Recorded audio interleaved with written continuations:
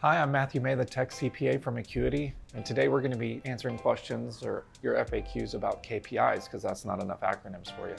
So key performance indicators are a big way people track their business. So let's talk about some of the things that you might want to think about. So one of our strategies is to identify the most important things to your company. Most companies like to track cash because cash is king. The second thing they like to track is also related to cash because cash is king, so it gets two of them, is cash burn or surplus. So how much are you spending or burning a month? The next thing that we see most people track is revenue, customer acquisition costs, lifetime value of a customer, and then one kind of a bonus one is the rule of 40. So let's talk a little bit about each one of those things and where you should dig in a little bit. For cash and cash burn, so those are just changing in your bank balance and the changing your bank balance over month. Those are two really important things to track.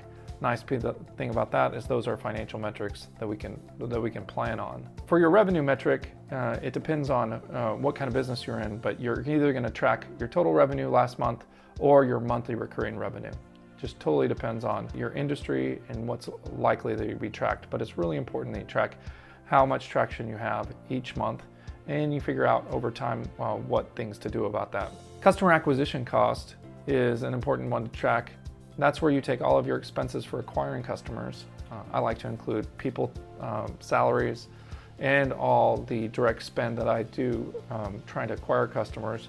And I divide that by the number of customers that I acquired in a month. Lifetime value of a customer, you take basically the number of months that you expect to have the customer, you multiply that by the average revenue for a customer, and then you multiply that by your gross margin percentage, so how much you make. It's really important that you take into account your gross margin, or that'll throw off the lifetime value calculation altogether. The rule of 40 is a really interesting metric. It's a great one to track and to think about. It's one that's very popular right now, but it considers two really important things: your level of profits and your growth rate.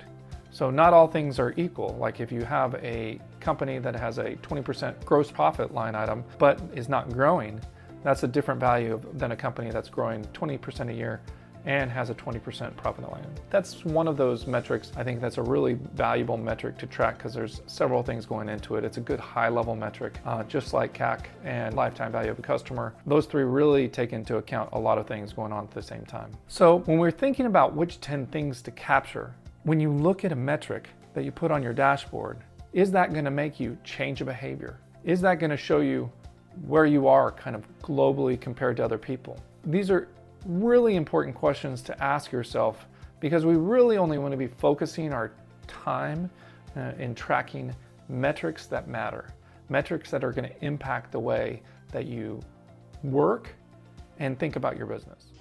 Hopefully you found that helpful on KPIs. We've got more information on simple rules that we've got out there that entrepreneurs can use to make doing their financials easier. We've got an Understanding Our Books course. We talk a lot about taxes and the different tax issues that pop up, so check those out. If you don't find something that you're looking for or you have a question, please shoot us a note on social media.